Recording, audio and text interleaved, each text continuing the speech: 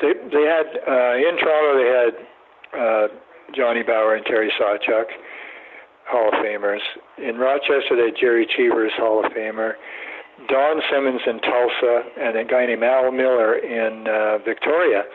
So basically they signed me the same as they signed everybody for the same amount of money coming out of junior. It was $4,000 to sign, $5,000 for the first year pro, and $5,500 the second year pro. That's what everybody made, no matter if you're Davey Keon or Frank Mahovlich or anybody. Everybody made that. And so I signed with them, and I go there in training camp, and I got no chance of playing anywhere, really. So what they did is they sent me to Rochester and with Cheevers, and I was in Rochester most of the year. But when anyone would get hurt in Toronto, Victoria, BC, or Tulsa, then they would send me out there. So I ended up playing a few games for each of those teams, and the rest of the time I was in Rochester. I only got to play in one game in Rochester the whole year. Cheevers was so great, and it was the last game of the year when he got hurt with 5 minutes to go in the game, and I had to go and dress up. I wasn't sitting on the bench like you did, the goalie, right. Just be in the stands. So they had to wait. They only had 5 games left to play in the season until I went in and put my stuff on and came out and played the last 5 games. Fortunately, I don't think they scored on me, but I did play a couple of games with the Leafs that year when Bauer and Sawchuk, one of them got hurt, and I was with Toronto most of the year, and they won the Stanley Cup that year. Like it was either with Rochester or Toronto or Victoria or Tulsa, but a lot of the time in Rochester, a lot of the time in Toronto, because Bauer and Sawchuk were so old that one of them was hurt most of the time. Right. And, so I did get to play a couple of games, which was quite an experience, and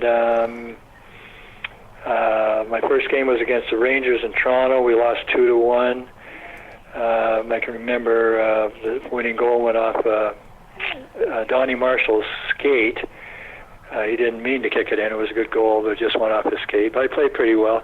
Then the next game I played in Toronto against Montreal, which is kind of a famous game for me anyway. I was sitting on the bench this time. They dressed me for some reason, and it was probably one of the first goalies ever to sit on a bench, because I guess they figured that, I know Sawchuk was playing, and it was a little doubtful that he was going to make it through the game. So there was a fight right in front of our bench, John Ferguson and Eddie Shack.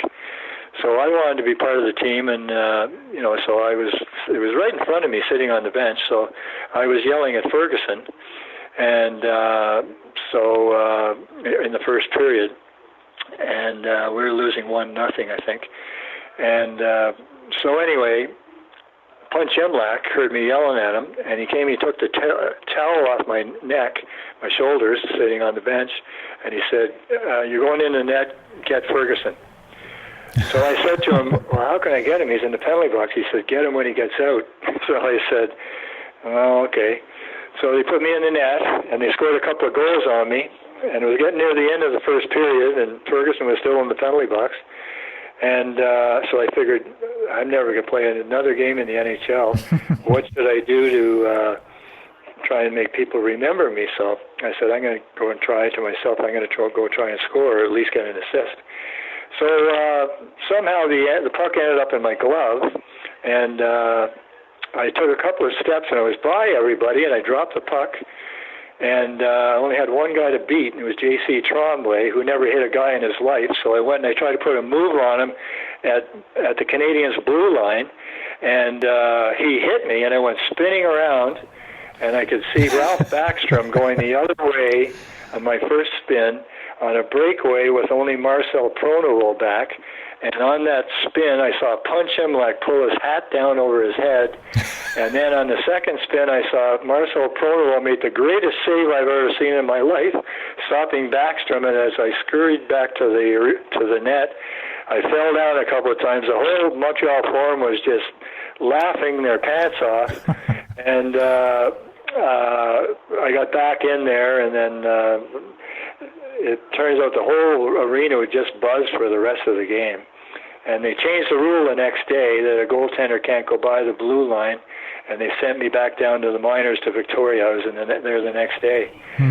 Well, anyway, I was pretty famous at the time, and so I tried it a lot. And I remember when I was in Victoria, I played in a game, and I was making plays. I was going up and doing that. They were in the Western Hockey League, and I was just waiting till the forwards, I had the puck in my glove till the forwards got by me. I'd drop a puck, and the guys would go, and I could make some pretty good passes.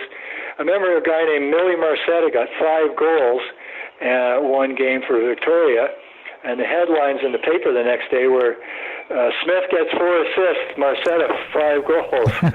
And so it became my trademark for a while, and I tried until the game got too fast, and I got too old, and I couldn't do it anymore.